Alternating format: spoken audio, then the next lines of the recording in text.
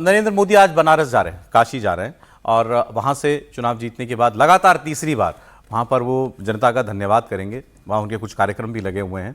नरेंद्र मोदी बनारस से, वाराणसी से तीसरी बार चुनाव जीते हैं। पहले उन्होंने कहा था मैं आया नहीं हूँ, मुझे माँ गंगा ने बुलाया है। इस बार उन्होंने कहा कि मैं गोद ले लिया, मुझे माँ गंगा ने गोद ले लिया है।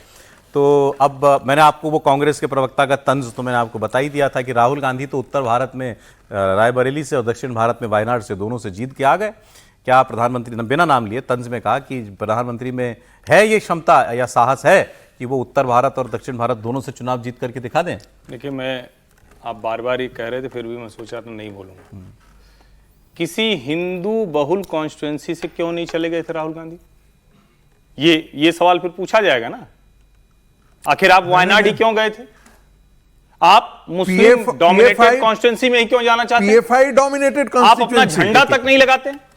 आप कांग्रेस का झंडा तक लगाने में बचते हैं क्योंकि मुस्लिम लीग का लगाना पड़ेगा। मुस्लिम लीग कहती है और आपके नेता राम मंदिर तक नहीं जाते हैं। भारतीय जनता पार्टी तो 4-4 राज्यों की सरकार गंवाने के बाद भी राम मंदिर आंदोलन में लगी रहती है। नरेंद्र मोदी तो जाकर चाहे रामेश्वरम हो, चाहे कन्याकुमारी हो, चाहे अलग अलग जो मंदिर हैं, दक्षिण के जितने मंदिर हैं, उन सब में जाते हैं। नहीं वोट मिला, नहीं मिला। वो देश को एक करने की कोशिश कर रहे हैं। वो तो नहीं कहे जब गुजरात से लौटे कि गुजरात के लोग तो थोड़ा कम अच्छे होते हैं, उत्तर प्रदेश वाले बड़े अच्छे होते हैं। वो तो नहीं कहा उन्होंने तो ऐसा देश को एक दूसरे से बांटा नहीं। उन्होंने कभी नहीं कहा गुजराती बड़े अच्छे होते। वो तो गुजराती में ही बोलते थे, मेरे 6 करोड़ गुजराती भाई बहनों। नहीं कहा उन्होंने। जब राज्य के नेता थे वो तो राज्य की चिंता करते थे, जब देश के नेता हो गए देश की चिंता करते। राहुल गांधी तो अपनी कॉन्स्टिट्यूएंसी छोड़कर भागे। एक सेकंड और उन्होंने मुस्लिम कॉन्स्टिट्यूएंसी चुनी। मैं डेविल्स एडवोकेट का काम करता हूं। अब मैं कांग्रेस पार्टी की यहाँ क्योंकि है नहीं बात करने वाला, तो मैं पूछ रहा हूं आपसे। आपने कहा नहीं, अच्छा, इससे कम से कम ये है कि आप कोई अपशब्द नहीं बोलेंगे। नहीं बोलोगे। आपने कहा कि क्यों राहुल गांधी ने मुस्लिम बहुल कॉन्स्टिट्यूएंसी ही चुनी, हिंदू बहुल कॉन्स्टिट्यूएंसी क्यों नहीं गए? यही पलटकर पूछ लिया जाए कि नरेंद्र मोदी जो है वो काशी से एक सेकंड सवाल तो पूरा हो जाए। एक छोटा लाइन जोड़ दें। वो सिर्फ मुस्लिम बहुल कॉन्स्टिट्यूएंसी नहीं जोड़ा है, वो उस कॉन्स्टिट्यूएंसी को ढूंढा है जहां पर इंडियन यूनियन मुस्लिम लीग का डोमिनेंस है।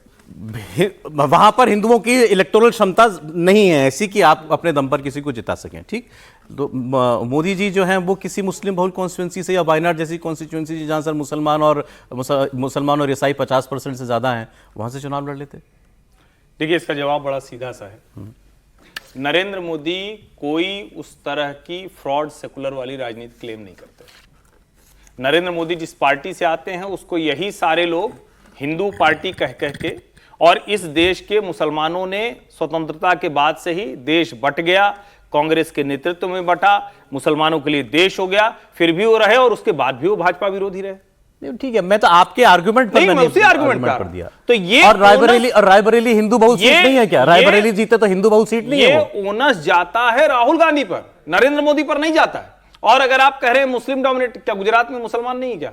26 की 26 सीटें जीत। सर मैं फिर कह रहा हूं, मैंने आपका आर्गुमेंट उठा करके पलट के पूछा क्यों? मैं उसी आर्गुमेंट पे कह रहा हूं। आप अगर कॉन्स्टिट्यूएंसी की बात करेंगे तो नरेंद्र मोदी उत्तर प्रदेश आए, उत्तर प्रदेश सबसे बड़ा राज्य था। आप उत्तर प्रदेश जैसे सबसे बड़े राज्य को छोड़कर भाग गए। जब आज आपको लग रहा है कि फिर थोड़ी सीटें आ गई तो वहां ठहर गए।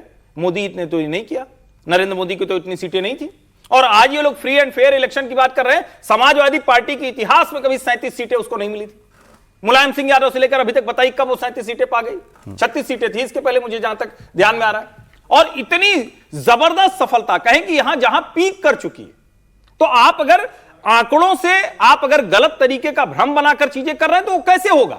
और फिर मैं कह रहा हूं, वायनाड से प्रियंका जाएं, मैं तो पहले दिन से इसका स्वागत कर रहा हूं। ये वाइज डिसीजन है। हर पार्टी अपनी स्ट्रेटजी के हिसाब से करती है। कोई ऐसी जगह थोड़ी नहीं जाना चाहेगा जहां हार जाए। लेकिन राहुल गांधी तो कहते हैं ना कि वो तो सेकुलर पॉलिटिक्स करते हैं। मोदी को कहते हैं कि ये तो सेकुलर है नहीं, ये तो हिंदुओं के नेता हैं। अब इस सवाल के बाद जब वो वायनाड जाते हैं तब ये बड़ा खड़ा होता है सवाल। अच्छा, चले, कि आप उसमें बिलीव करते हैं या सिर्फ और सिर्फ आप राजनीतिक प्रतीक के तौर पर उसको इस्तेमाल करते हैं। अब देखिए, मैं फिर कह रहा हूं ये बात इसलिए हुई क्योंकि आपने वो बात तर्क दिया था, इसलिए हमने कहा कि प्रधानमंत्री भी लड़ाई। फिर ठीक, अच्छा ठीक। अब दूसरी बात, बनारस वो जा रहे हैं, 3 लगातार बार जीते हैं, 1.5 लाख का मार्जिन, बहुत अच्छा मार्जिन होता है जिससे प्रधानमंत्री इस बार जीते हैं। लेकिन प्रधानमंत्री का मार्जिन इससे बहुत ज्यादा था पिछली बार, 3.5 लाख रुपए, 4,79,000 लगभग 5 लाख, लगभग 5 लाख का। अब वो रह गया 1.5 लाख। तो इस बार मोदी जी जाएंगे तो बनारस में तो मुझे लगता है उनको खुद थोड़े कान वान ऐंठने चाहिए, वे देखना चाहिए क्या हुआ। मुझे कान लेकिन एक बात तो मैं कह देना चाहता हूँ, बहुत साफ साफ कह देना चाहता हूँ, यदि नरेंद्र मोदी वायनाड से या ऐसी मुस्लिम कॉन्स्टिट्यूएंसी से चुनाव लड़ेंगे तो वो वोट जिहाद से हारेंगे, इसमें कोई दो राय नहीं। मुझे तो कम से कम गलतफहमी नहीं है। यदि किसी भी मुस्लिम बहुल कॉन्स्टिट्यूएंसी से नरेंद्र मोदी ने ऐसा करने का साहस किया तो मुसलमान हराएंगे उनको, बहुत साफ। मैं इस मामला के नतीजों के बाद अभी ये जरूरत है करने की। मैंने इसीलिए कहा ना कि भारतीय जनता पार्टी को, मैं आपके कहानी कुर्सी में भी बहुत बार बोलता था और कई लोगों को कष्ट भी होता था इस चीज को लेकर के कि ये जो गलतफहमी है भारतीय जनता पार्टी को अपने दिमाग से निकाल ले कि 8% ये सब कहां से आता है। ये जो थिंक टैंक है ना, इनको समझा देते हैं कि देखिए मुसलमान ने 8% यहाँ वोट दिया, यहाँ 12% वोट दिया, यहाँ 16% वोट दिया। ये इनको गलतफहमी दिमाग से वोट नहीं मिलता मुसलमानों का, कोई मुसलमानों का वोट नहीं दिया। मेरे पास तो इतना डेटा अभी आया हुआ है कि मैं उस पर अभी काम ही कर रहा हूं, जहां पर पूरे 1,000 में 1 वोट, 2 वोट, 6 वोट, 4 वोट, ऐसे पूरे महाराष्ट्र का, एक अमरावती का ही आया है। कोई तो है मुसलमान जो वोट कर रहा है बीजेपी को। मैं ठीक है, अच्छी बात है, अपवाद हर जगह, अपवाद को नियम के रूप में नहीं परोसते। दूसरी बात बनारस पे आते हैं। बनारस में निश्चित तौर पर जब इस बार प्रधानमंत्री आएंगे तो मैं ऐसा मानता हूं कि उनका झुका हुआ कंधा होगा। वो प्रधानमंत्री, मैं नहीं जानता हूं कि किस इस गम से उभरे हैं या नहीं उभरे हैं, लेकिन मुझे तो लगता है कि गम किस बात का? गम इस बात का कि मैंने क्या ऐसा अपराध किया बनारस के लिए। बनारस को हमने पूरी दुनिया में, ठीक है बनारस पहले पूरी दुनिया में हमने प्रतिष्ठित कर दिया।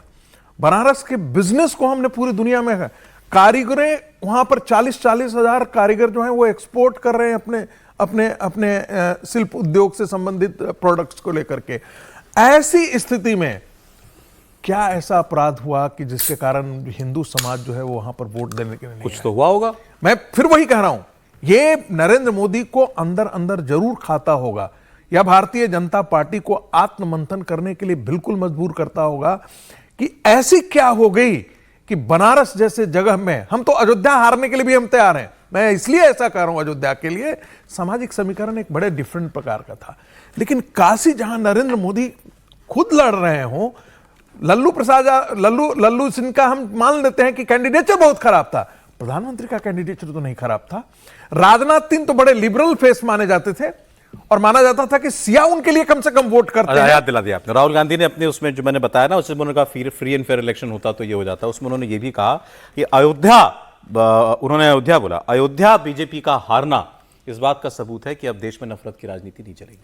देखिए, मैं पहली बात तो कि जो बात है राम के बारे में बात करना, कृष्ण जन्मभूमि का उद्धार करना, मथुरा का मंदिर उद्धार करना, मैं इसे नफरत की नहीं राजनीति मानता। मैं मानता हूं कि सनातन का पुनर्जागरण है, इसलिए ये उनका नैरेटिव है, ये विदेशियों का नैरेटिव है, उस नैरेटिव से मुझे नहीं चलना है, कम से कम मैं उससे सहमत नहीं हूं। दूसरी बात, अयोध्या हारना हो या काशी के अंदर भारतीय जनता पार्टी का जो वोट है वो कम जाना है, ये शुद्ध और शुद्ध जातिवादी राजनीति का परिणाम है। उसके अतिरिक्त और इसमें कुछ भी नहीं है। थोड़ा बहुत मैं मान सकता हूं कि नाराजगी होगी तो कितना जाकर के आता है, जो भी 50,000, 60,000, 1,000, लेकिन जातिवादी राजनीति जो है वो कहीं ना कहीं हिंदुत्व पर इसको भी क्लियर करना चाहिए। हमारे यहाँ तो चूंकि हम सब खबरों को कम से कम साफ कर देते हैं कि ये सच है और ये नहीं है। अयोध्या हारी। देखिए, एक तो वो अयोध्या लोकसभा कॉन्स्टिट्यूंसी कहलाती है, फैजाबाद लोकसभा कॉन्स्टिट्यूंसी कहलाती है। उसमें बताया गया कि अयोध्या विधानसभा जहां राम मंदिर है वहां भारतीय जनता पार्टी जीती है। लेकिन जो लोग, ये जो अभी त्रिपाठी जी ने बताया कि अयोध्या विधानसभा कॉन्स्टिट्यूंसी जीती है, पूरा फैजाबाद लेकिन हार गई है, तो इसको इस तरीके से ना प्रोजेक्ट किया जाए कि हिंदुओं ने वहां भाजपा को हरा दी। तो ऐसा तो है नहीं कि बाकी फैजाबाद में हिंदू नहीं रहते। देखिए, एक तो ये कि पहले ये भ्रम अच्छा किया आपने पूछा। ये कई लोग कहते हैं ना, जैसे ही इस तरह का चुनाव होता है, और मैं बार बार ये कहता हूं, फिर से दोहराना जरूरी समझता हूं कि मुश्किल ये कि हिंदू सबसे पहले इसके ट्रैप में आता है। वो राम मंदिर में जा रहा है, 47-48 डिग्री टेम्परेचर में जलते हुए पत्थर पर पैर रखते हुए वो रामलला के दर्शन कर रहा है। वो कह रहा है कि बड़ा सुंदर काम हो गया, हमारे जीवन काल में हो गया, ये हमने सोचा नहीं था। लेकिन उसको जब वीडियो दिखता है कि कोई औरत रो रही है, मेरी दुकान तोड़ दिया, मेरा घर तोड़ दिया, तो यहां नैरेटिव बनता है कि इसकी वजह से अयोध्या हार गए। अयोध्या उसकी वजह से नहीं हारे हैं। जितने लोग जो अयोध्या और काशी दोनों जगह, चूंकि मैं निजी तौर पर भी जानता हूं, अयोध्या का मुझे ये नहीं पता है किसको क्या मुआवजा मिला, हालांकि उसके भी आंकड़े आ रहे हैं। काशी का तो मैं आंकड़े भी जानता हूं कि जिसकी जमीन की कीमत 50 लाख लंबा हो जाएगा, 1 करोड़ दिया गया। लेकिन मैं अयोध्या विधानसभा कॉन्स्टिट्यूंसी बीजेपी बिल्कुल जीती है, और जितने भी निर्माण कार्य हुए हैं उसकी वजह से कुछ ऐसी गड़बड़ नहीं हुई है। छिटपुट नाराजगी तो जिसका भी हाईवे के किनारे रहेगा, बढ़िया जमीन नहीं, मैं उसमें जा ही नहीं रहा, तो जाएगा। उन्होंने बनारस के लिए कहा जातिवाद चल गया, लेकिन तो जातिवाद पूरे यूपी में चला। लेकिन उस जातिवाद को अगर चलने दिया गया या चल गया तो उसके लिए भारतीय जनता पार्टी जिम्मेदार है। उसके कार्यकर्ता, उसके नेता क्या कर रहे थे? इतना बड़ा भाई, वहां तो नरेंद्र मोदी भी थे, योगी आदित्यनाथ भी थे, इतना बड़ा सिस्टम था, क्यों नहीं वो काम कर पाया? ये सवाल तो पूछा जाएगा ना, कि नहीं पूछा जाएगा? प्रशासन अगर आपके साथ नहीं काम कर रहा है, कई जगह कहा गया कि भाजपा के खिलाफ प्रशासन ने काम किया, तो उसके लिए कौन जिम्मेदार होगा?